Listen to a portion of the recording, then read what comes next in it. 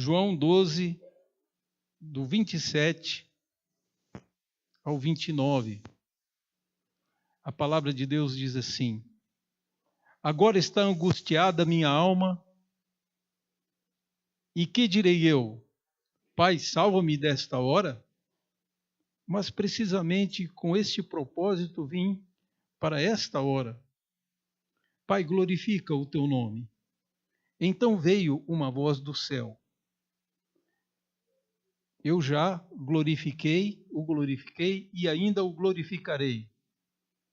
A multidão, pois, que ali estava, tendo ouvido a voz, dizia ter havido um trovão. Outros diziam, foi um anjo que lhe falou. Vamos orar a Deus. Pai Santo, pedimos que o Senhor nos ilumine mente e coração, para que entendamos a Tua palavra, que guardemos no nosso coração e sejamos movidos a transformar em obras tudo o que entendermos ser a Tua vontade. Recebe os seus, recebe o nosso culto, a nossa atenção e usa, Senhor Deus, a Tua palavra, que o Teu Espírito Santo também opere em nós para que sejamos melhores, sejamos transformados. Que fazemos essa oração não confiados, Senhor Deus, em algum mérito nosso. Pedimos tudo em nome do Senhor Jesus. Amém, Senhor. Amados,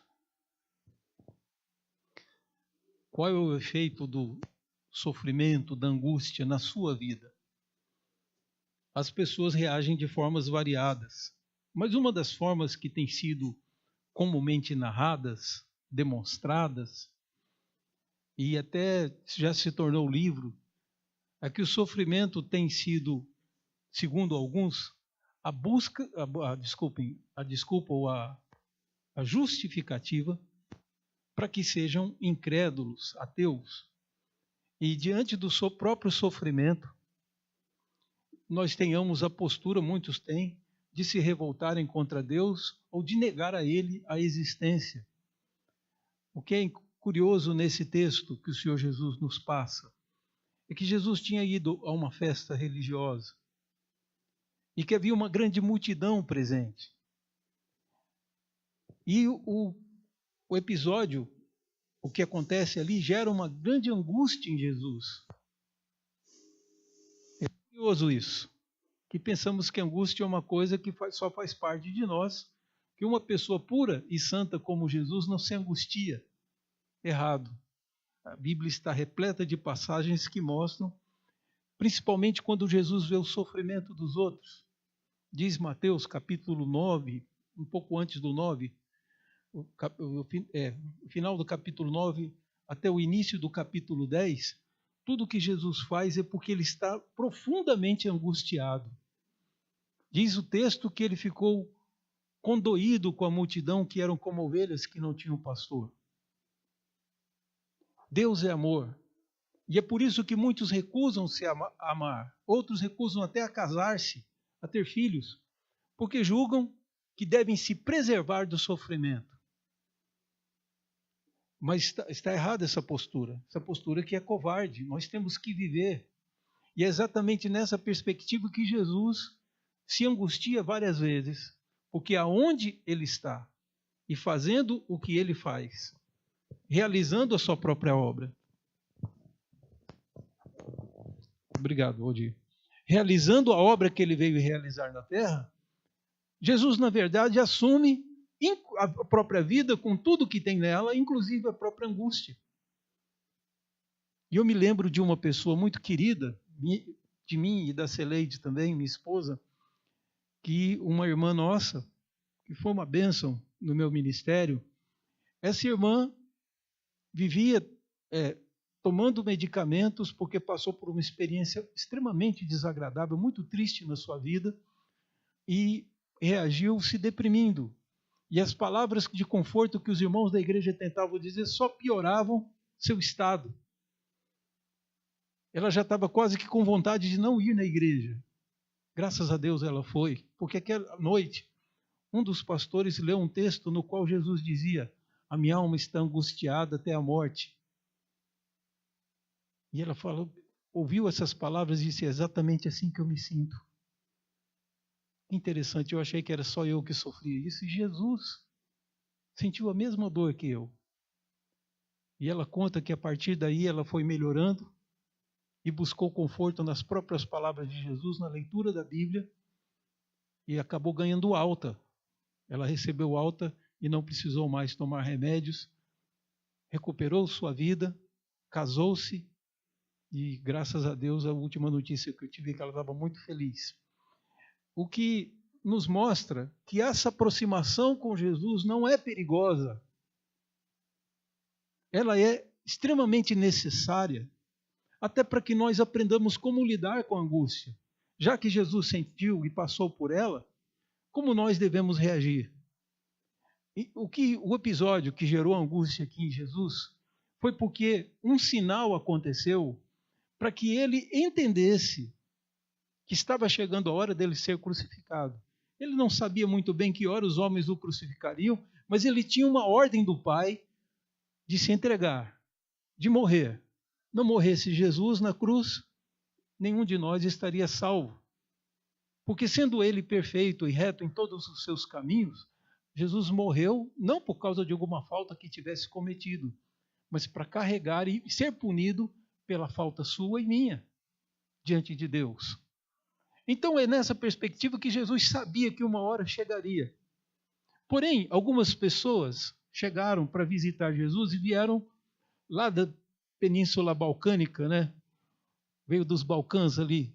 Eram gregos que haviam descido para Jerusalém porque a fama de Jesus chegou à Grécia. E isso foi um sinal para Jesus, porque esses homens queriam falar com Jesus, mas não podiam. Então eles procuraram a Filipe. O que é curioso nessa história é que você pode pensar como que um grego ia se comunicar com um semita. O povo hebreu falava o aramaico dentro das suas casas, na sua vida. Mas a língua grega era usada plenamente no comércio. E tanto é que esse homem foi procurar Filipe, porque Filipe era de Betsaida, na Galileia. E o nome Galileia vem da palavra Galil, hebraica, que quer dizer círculo. A Galileia era aquela região que fazia um círculo em torno do mar de Tiberíades, o famoso mar onde Jesus andou. É o mar de água doce, um grande lago. Em torno deles é que estavam os gentios. Por isso, Galileia dos gentios, esse era o nome da cidade, da região. Galileia dos gentios, por causa de Galil dos gentios, ou seja, o círculo dos gentios. E os pescadores que ali viviam, todos precisavam saber falar grego para poder vender o peixe, para poder fazer comércio e sobreviver. Portanto, esses homens que chegam da Grécia procuram alguém que falasse grego e, é claro, aproximaram-se de Filipe. E Filipe foi para André. André morava em Cafarnaum e também era pescador. Ele e seu irmão Pedro faziam parte de uma companhia de pesca que acredita-se que o pai de João e Tiago era sócio de Pedro nessa companhia. Então eles vão procurar André, que é irmão de Pedro, e os dois juntos vão falar com Jesus. Quando eles chegam com a notícia, há dois gregos que vieram da Grécia para a festa e querem te conhecer, querem falar com o Senhor. E aí, o que acontece? Jesus responde com essas palavras: minha alma está angustiada. Jesus diz essas palavras. E o que é interessante, ele pergunta para os discípulos: o que eu faço a respeito dessa minha angústia? Olhem que coisa interessante. Está aí no verso 27. Agora está angustiada a minha alma. O que direi eu? Ele deveria dizer: Pai, salva-me desta hora. Que é o que comumente se faz. A nossa necessidade de nos livrar das angústias e das dores nos fazem muitas vezes, nos levam a fazer coisas que são impensáveis. Se você pensar bem, a maior parte das igrejas que foram levantadas nos últimos 20 anos surgiram, a maior parte, surgiram com o propósito de livrar as pessoas da dor. Há uma denominação no Brasil que tem um nome. Nos Estados Unidos, ela tem outro nome em espanhol. E, se não me engano, é o mesmo nome que ela usa na Espanha. Pare de sofrer. O nome da igreja é Pare de Sofrer. Mas de sofrer o quê? Realmente eu creio que Deus veio nos tirar do sofrimento. Não é errado esse pedido, mas não de todo. De alguns. Uma classe de sofrimentos, que é o sofrimento da solidão sem Deus, de uma vida sem propósito, de uma vida que não tem objetivo, de uma vida cujo único objetivo é preservar a mim mesmo, realizar meus próprios planos.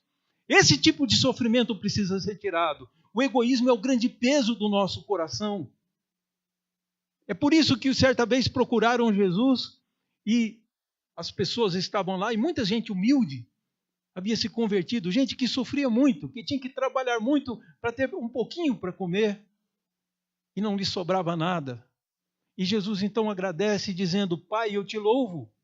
Isso está lá em Mateus, perto do capítulo 11. Ele diz: Pai, eu te louvo, porque o Senhor ocultou essas coisas dos sábios e entendidos e o Senhor revelou aos pequeninos. Em seguida ele diz aos pequeninos: venham a mim, todos que estão cansados e sobrecarregados, e eu aliviarei vocês. Tomem sobre vocês o meu jugo e aprendam comigo a ser manso e humilde de coração, e assim vocês encontrarão descanso para vossas almas. Por essas palavras de Jesus, nós podemos deduzir que no diagnóstico dele, que é o único diagnóstico perfeito sobre o ser humano, o que cansa o ser humano, o que deixa o ser humano sem força, sobrecarregado, é uma ideia que você carrega um peso que está além da sua força. Você não tem resistência para dar muitos passos. E Jesus diz: aprendam a ser mansos e humildes. É a nossa arrogância, a nossa soberba e o nosso egoísmo que trazem para nós toda essa dor. Nós precisamos aprender a deixar de ser violentos, responder na hora, responder à altura e nos calarmos mais. Sofremos o dano muitas vezes. E Jesus diz: é assim que se encontra descanso. Com essas palavras de Jesus em Mateus, nós podemos entender aqui o que é que ele está falando sobre o sofrimento. Ele diz: o que eu devo dizer nessa hora que a minha alma está angustiada? Pai, me salva? Não, não é esse o evangelho de Jesus. Ele diz: foi para essa hora que eu vim ao mundo. Eu nasci com esse propósito de entregar a minha vida pelos outros. Se eu não passar pela cruz, minha vida ficou sem sentido. Eu poderia ter ficado no céu com o Pai e o Espírito Santo toda a eternidade, observando os homens se autodestruírem, ingressarem, invadirem todas as formas de prazeres e depois serem lançados e condenados para sempre. Não, Jesus tinha um outro propósito. Ele desce dos céus, ele nasce de uma mulher como um homem comum. E nascido dessa mulher, ele crescendo e perseguido pelos homens desde criança, Deus o preserva. E ele já adulto, então começa a pregar às multidões, falar às pessoas e curar enfermos. O propósito de Jesus era demonstrar que no reino dele o sofrimento não existe. Mas não que os discípulos deles não vão passar por sofrimento. Então nós estamos aprendendo que se você e eu tivermos um dia de angústia na nossa vida, a nossa reação não pode ser meramente dizer ao Pai: livra-me. Esse é o primeiro impulso. Mas Jesus diz: Pai, glorifica o teu nome. A glória do Pai manifesta na salvação dos homens que Deus escolheu, do resgate da sua igreja, manifestavam em si só o propósito da vida de Jesus. Se era para a glória do Pai, ele passaria por qualquer sofrimento que fosse, qualquer angústia, qualquer tortura. Se isso glorifica meu Pai, eu passarei por isso. Porque Jesus é o único homem que eu posso dizer que na totalidade dos seus dias, das suas horas, dos seus segundos, dos seus meses, dos seus anos, foi o único homem que amou Deus de toda a sua força, de todo o seu entendimento, de toda a sua alma. Por isso, olhando, eu vou cair na tentação de pedir para o Pai me livrar desse sofrimento. Foi para essa hora que eu vim. Então, o que eu direi? Aí ele ora ao Pai e diz: Pai, glorifica o teu nome. Tudo vai valer a pena se o teu nome for glorificado. Então, é curioso que na angústia de Jesus, o seu pensamento permanecia. Os discípulos mesmo perguntaram para Jesus certa vez: Senhor, o Senhor pode nos ensinar a orar? A gente quer aprender a orar direito, porque cada um ora de um jeito e fica uma coisa estranha. Ensina a gente a orar. É interessante que os discípulos falaram isso porque precisamos da oração. Porque pedindo a Deus, vem o pão, vem o perdão, não é isso? Coisas que nós necessitamos. Só que na oração de Jesus, até na oração de Jesus, a prioridade era Deus. Ele começa e diz: vocês devem orar assim: Pai nosso que estás nos céus, santificado seja o teu nome. Não está dizendo, Senhor, que os homens se dobrem diante de mim. Não é essa a nossa oração. O nome de Deus é que tem que ser tratado como diferente, como santo. Santificado seja na boca e na cabeça dos homens, na mente dos homens, nos livros dos homens, que o teu nome seja santificado. Que venha o teu reino e seja feita a tua vontade. Os 3 primeiros pedidos de Jesus são relacionados para aquele que não precisa de nada. Nós é que precisamos conseguir enxergar a glória de Deus. Então, por isso, Jesus diz aos discípulos: vocês devem orar assim. Porque se Deus for colocado no topo, acima de tudo, pode ter absoluta certeza que vocês serão felizes. Porque nesse mundo, colocamos Deus em segundo, terceiro, quarto, quinto, e depois até pomos para fora de casa. Tiramos dos nossos livros, das nossas escolas, a Bíblia passa a ser proibida em vários lugares, simplesmente porque os homens estão colocando Deus para fora.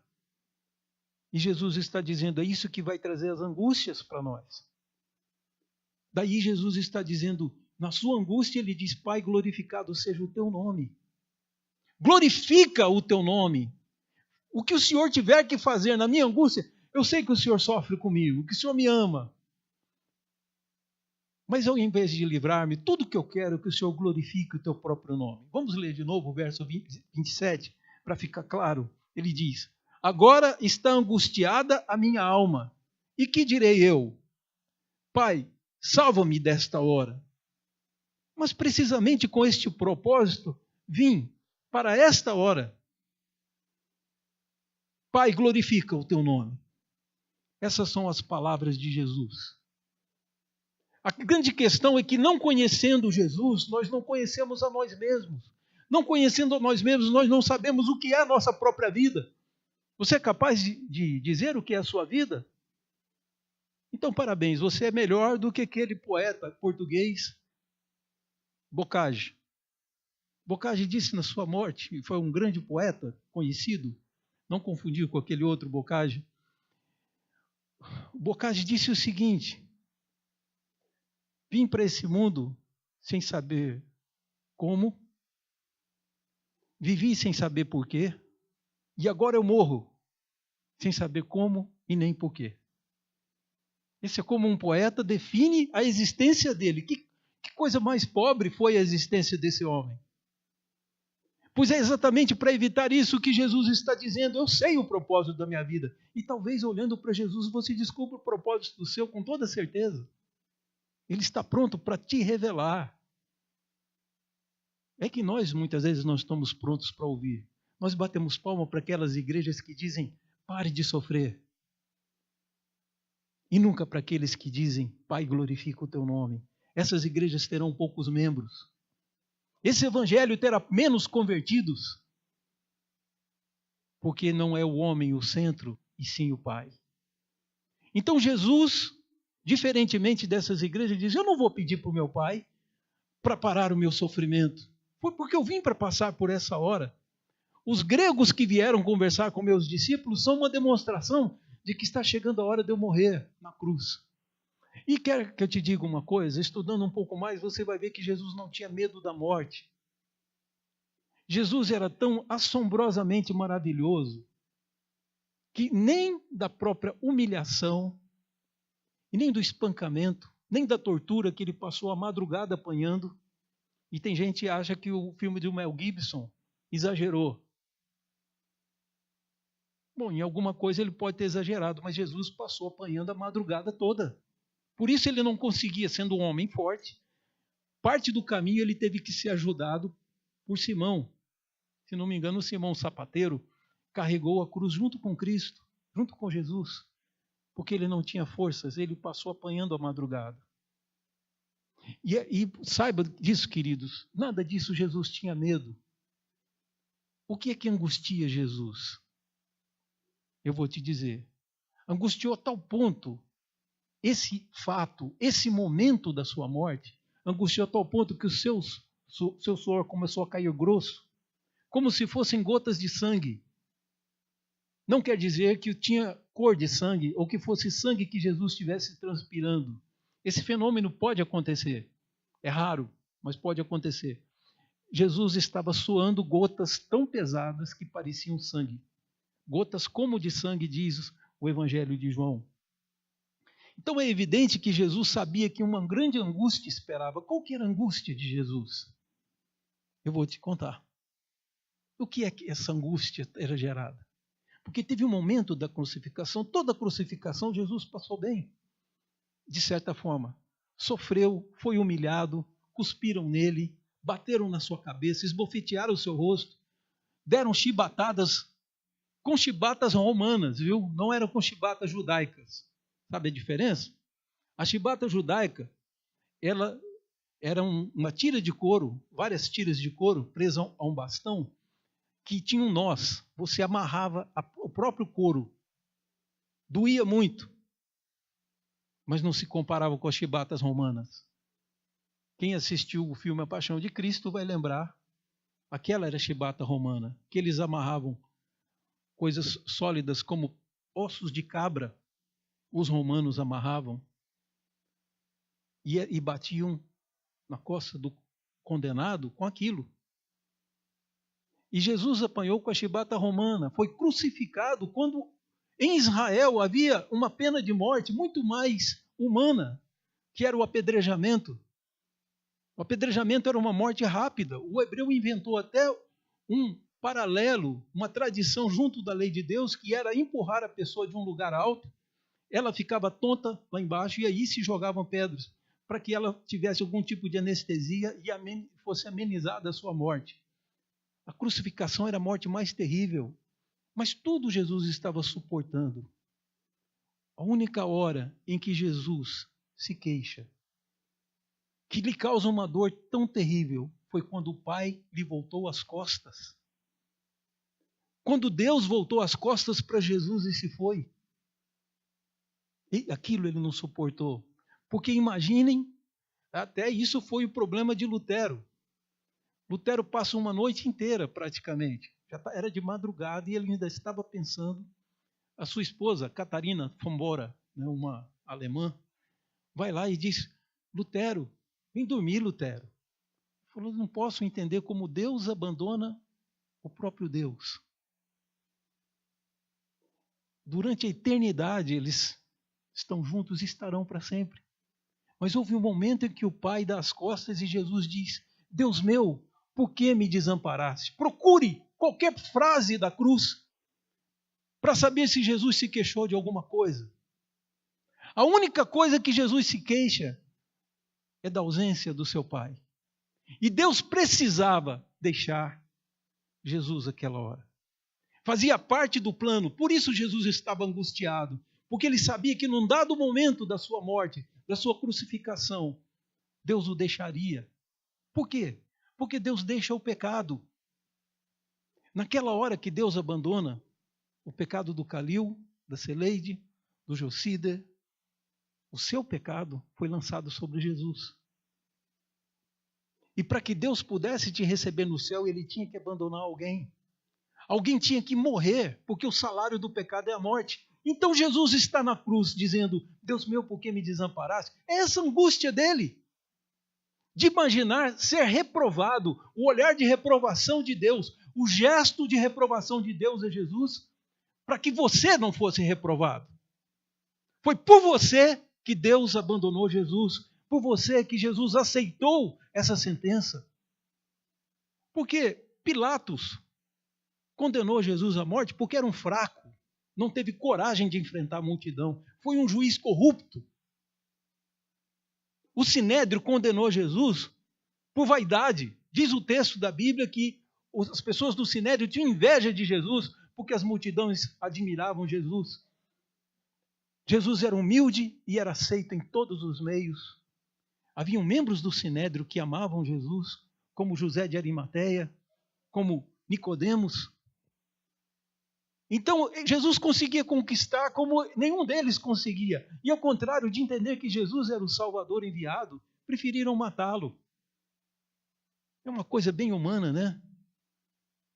Se o vizinho consegue fazer com que a árvore dele fique bonita, um gesto que eu poderia fazer era bater na porta dele, me ensina o seu segredo, porque eu quero também ter uma árvore bonita na minha casa.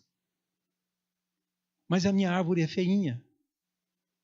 Em vez de eu ir lá pedir a dica para o vizinho, na hora que ele não está em casa, eu pulo o muro e serro a árvore dele, jogo veneno para ela morrer. É assim que o ser humano faz. Ninguém pode ser progresso, ninguém pode ter sucesso. Eu tenho que destruir o sucesso dos outros para que pensem que eu sou especial. E é dessa forma que Jesus, então, é destruído pelo Sinédrio, pela fraqueza de um juiz chamado Pôncio Pilatos, um homem que não teve coragem de salvar Jesus quando ele queria fazer isso, e tenta artimanhas e acaba perdendo. O Sinédrio era mais esperto do que ele. E aí Jesus morre. Mas as razões desses homens, nós conhecemos. O homem é mau mesmo. Mas e Deus? Deus não abandonou Jesus, sendo ele justo. Por quê? Porque Jesus assumiu o seu pecado. E quando o pecado seu de hoje foi lançado sobre Cristo lá no ano 30, ele te salvou. É por isso que Jesus é Salvador. Ninguém é salvo por obras meritórias. Ninguém é salvo por caridade. Fazer caridade e fazer boas obras, ser justo com os outros, ser bondoso com os outros, vender meus bens e distribuir entre os pobres, não passo de minha obrigação. É obrigação do ser humano. Então por que Deus daria o céu pelas obras que fazemos?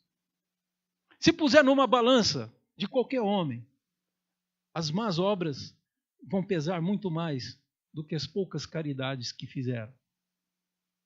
A consciência deles pode estar aliviada, mas não a culpa. O sentimento de culpa pode ser amortizado, mas a culpa, só o sangue de Cristo. É por isso que Jesus diz ao Pai, glorifica o teu nome.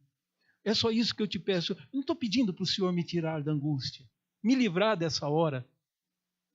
Eu peço somente que o Senhor glorifique o teu nome. Importa o Senhor, não a mim. Jesus ensinou aos seus discípulos, orem assim, que seja feita a tua vontade na terra como nos céus. Não foi isso? Na hora da sua angústia, Jesus orou como? Senhor, se possível, afasta de mim esse cálice sem que eu beba, mas faça a tua vontade, não a minha. Então, é esse Jesus que agora está nos dando essa lição, que eu não posso me aproximar de Deus e nem vir à igreja e nem levantar uma igreja nova para que as pessoas não sofram. Quem fez isso, fecha a igreja e vai fazer outra coisa. Porque não é desse o propósito. O propósito do homem na terra é a glorificação de Deus. Glorificação do Pai de Jesus. Então, no fundo, Jesus está nos demonstrando aqui, eu não vou pedir para que ele me tire do sofrimento. Eu vou chamar um outro exemplo de uma pessoa que eu acho notável. Não era perfeita, mas era notável, foi notável, extraordinário. Um homem que parece-se muito com Jesus. Um homem de família grega chamado Estevão. Por que a gente sabe? Por causa do nome dele. Stefanos, no grego, que significa, de onde veio o nome Estevão, significa coroa. Então ele era de origem grega. E na hora de ser apedrejado, Estevão, que tinha intimidade com Jesus, podia ter dito, não podia? Pai, transforma essas pedras em flores. E ele receberia uma chuva de flores, não é? Pai, me tira daqui, manda os anjos e deixa eles todos a ver navios. Me leva embora. Não. Estevão não pediu por sua alma, ele pediu pela alma dos outros. Ele disse, Pai, não lhes impute esse pecado, ou seja, não anote esse. Os outros pecados dele o Senhor pode pedir conta, mas a minha morte não. Limpa, porque Estevão sabia a gravidade de estar apedrejando não só um diácono, além de diácono, um homem notável, um homem de Deus, cheio do Espírito Santo. Só porque ele servia a Deus, foi apedrejado. E é esse Estevão que, em vez de orar por si mesmo, em vez de orar para aliviar sua dor, em vez de reclamar porque a igreja não estava ali para defendê-lo com armas, Estevão só disse essa frase, Senhor, não lhes impute esse pecado. Senhor, não anote, não leve em conta. Esqueça o pecado deles me apedrejarem, porque Estevão sabia que essa conta é muito alta. Se Deus atendeu a Estevão, eu não sei. Um dia saberemos. Mas aqui Jesus está, de certa forma, caminhando na mesma direção, dizendo, Senhor, glorifica o teu nome. Bom, uma coisa que pode nos ajudar a entender Jesus e entender nossa própria vida é o que vem logo depois. Porque o texto nos diz que Deus fala dos céus. Deus que se silenciou ao homem, Deus que falava com Adão, para de falar ao homem e volta a falar ao homem em Jesus. Agora, fora de Jesus, dos céus, vem a voz de Deus e diz, eu já o glorifiquei e o glorificarei ainda.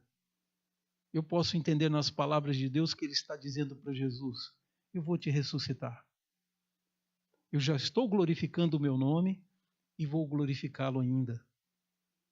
Você vai passar por tudo isso, salvar a tua igreja. Deixa eu falar um pouquinho sobre o que é a igreja, senão nós não vamos entender. O apóstolo João nos dá toda a indicação, se você ler lá no evangelho dele, no capítulo 1, verso 12. Nós estamos lendo o capítulo 12, é fácil guardar. O que está escrito lá é que sim, que Jesus veio para o que era seu e os seus não o receberam, não é isso? Os irmãos se lembram do restante? Mas a todos quanto o receberam, esse versículo não pode faltar na memória de quem evangeliza, porque ele é revelador. Ele diz, mas a todos quantos o receberam, Deus deu-lhes o poder de serem feitos filhos de Deus.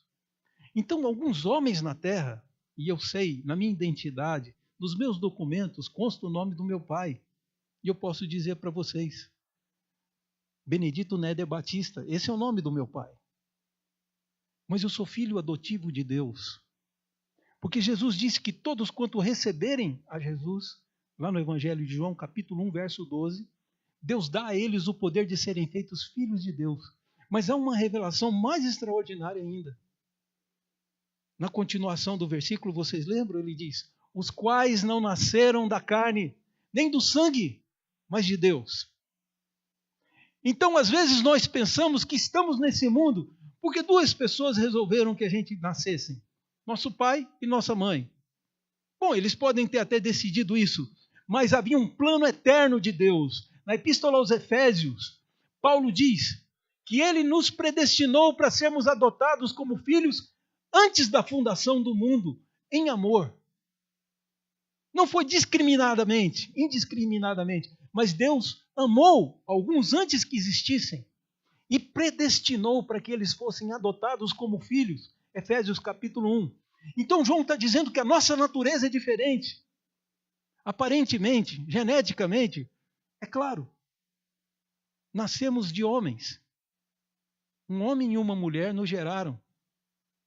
É assim que todo ser humano vem ao mundo. Porém, ele diz, vocês não nasceram da vontade do homem, mas de Deus. Então, por que nós viemos nessa terra? Se há um Deus que me ama, a ponto de mandar o seu filho para morrer por mim, o O que eu estou fazendo sofrendo nessa terra? Você é corpo de Cristo. Foi para isso que Deus te preparou. Sua missão é igual a de Jesus, é de glorificar a Deus e salvar vidas. O apóstolo Paulo, nós estamos falando aqui de livrar-se do sofrimento, né? Tem igreja por aí que diz que o verdadeiro crente não sofre. Se você converter e der grandes somas de ofertas para Deus, Deus vai te manter sem sofrimento. Você não vai nem envelhecer. Pelo jeito é assim, né? Porque o envelhecimento traz problemas. Vai deteriorando o nosso corpo, não é, Roberto? Vai envelhecendo os nossos órgãos. Doença é isso. Então, pelo jeito, nessas igrejas ninguém envelhece, ninguém fica pobre, são todos poderosos.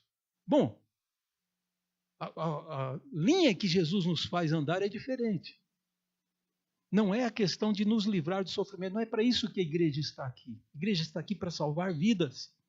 Para que Jesus veio ao mundo? Para glorificar o Pai, salvando vidas. Então falávamos aqui, vamos pensar em alguns homens da Bíblia, e porque hoje eles seriam reputados talvez por algumas dessas igrejas como homens sem fé. O apóstolo Paulo foi derrotado, aparentemente, pelo Império Romano e foi decapitado. Tiago foi morto por Herodes, morto pela espada de Herodes. Estevão foi apedrejado até a morte. Qual é o cristão que teve vida fácil nesse mundo? Eu ouvi um pastor que disse essas palavras, eu nunca esqueci, eu era aluno do seminário, ele era um pastor de uma igreja a mais perto do seminário e foi pregar na nossa igreja e disse essa frase: a vida cristã não é fácil, a minha começou numa cruz. Então não pense, viver é realmente difícil. Não é só você que está sofrendo, os ímpios estão sofrendo também.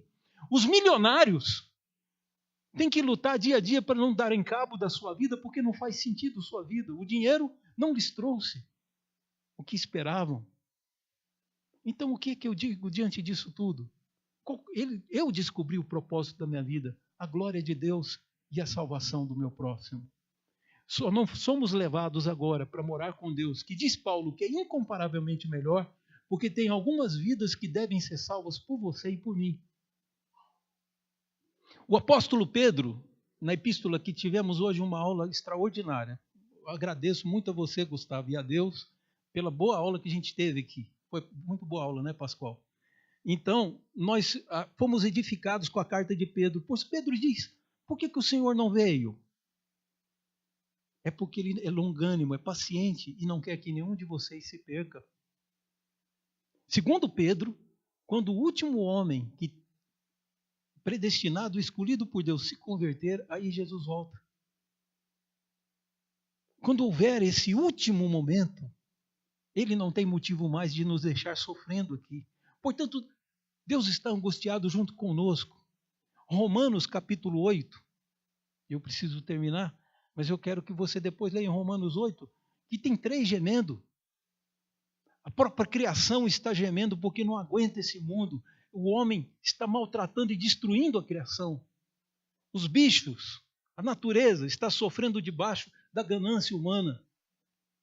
Mas não é só a natureza que está clamando, ele diz, nós que temos as primícias, também gememos. Estamos gemendo, porque aqui não está bom para nós. Não aceitamos a injustiça. Como que eu posso ser feliz no mundo em que alguém pega uma menina de 12 anos e mata essa menina, você sabe lá por quê? E um outro dá um tiro no outro, simplesmente porque quer levar o celular dele. Esse mundo não é para você nem para mim. A angústia desse mundo é o próprio mundo. Portanto, queridos, por que é que Deus ainda me deixa e deixa você? Por que a Monte Sião está de pé e fazendo o seu trabalho? E Deus não nos levou todos?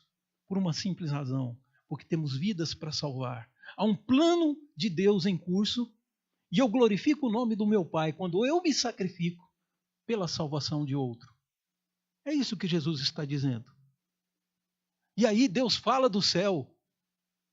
Interessante que algumas pessoas acham, se Deus não me ama, por que Deus não fala comigo?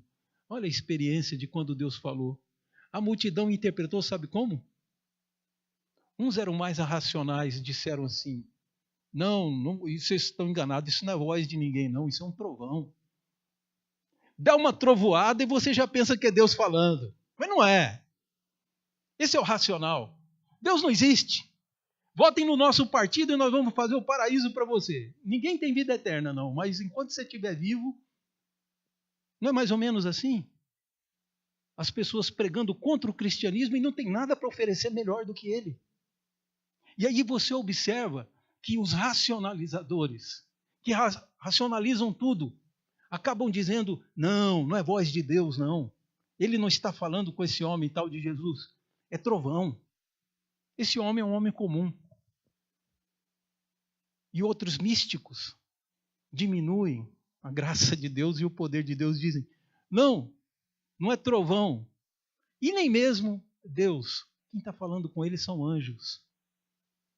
Então, até quem mistifica, até quem alegoriza, está errando. Foi sim o Pai que falou com Jesus. Ele não faz isso com qualquer um. Mas a multidão ouviu a voz de Deus falando com Jesus e mesmo assim muitos não creram. Mesmo assim, muitos desses podiam estar lá no meio da multidão dizendo, crucifica-o. É por isso, querido, se a sua vida nasceu para você glorificar a si mesmo, para você engrandecer a si mesmo e santificar a si mesmo, no sentido de ser diferente e superior aos outros, de ser um Deus na terra, então sua vida não tem o menor sentido. Mas se sua vida é para a glória do Pai e para salvar o teu próximo, não são os 2 mandamentos? Ama a Deus de toda a tua força e ama teu próximo como a ti mesmo. Olha como que Jesus tem essa noção tão nítida que até quando ele ora ao Pai, ele diz, Pai, glorifica o teu nome. Eu vim para essa hora, eu sei que eu não tenho como fugir dela. Eu aceito o sofrimento. Paulo, quando ia descer a Jerusalém, os presbíteros de Éfeso o beijavam, como é costume judaico, beijar no rosto, como se faz em alguém da família, e os presbíteros beijavam Paulo e choravam, dizendo, não vá. Porque ele disse, eu não sei o que me espera em Jerusalém, mas já fui advertido pelo Espírito Santo que cadeias e angústias me aguardam lá. E Paulo desceu a Jerusalém e foi preso. Dessa prisão ele foi parar em Roma, preso também. E depois de Roma foi solto, ao que tudo se acredita, e voltou para a prisão por intrigas novamente, e aí finalmente foi morto pelas mãos de Nero. Pelo menos é o que a história nos conta de Paulo, porque a Bíblia só vai até a sua prisão domiciliar. Então, o que nós precisamos olhar aqui, nesse texto, é que o cristianismo é isso mesmo. A natureza geme,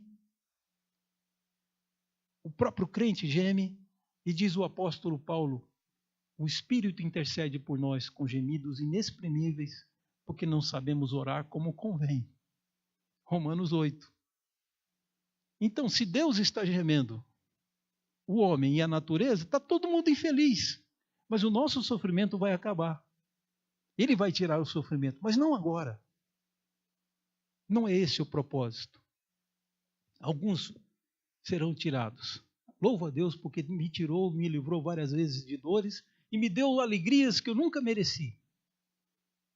Mas eu posso dizer para os irmãos que eu vivo a mesma angústia de cada um dos irmãos, de um mundo injusto, perverso, desigual, mentiroso, hipócrita, que até os que dizem que vão fazer o nosso bem estão preparando para nos roubar de novo.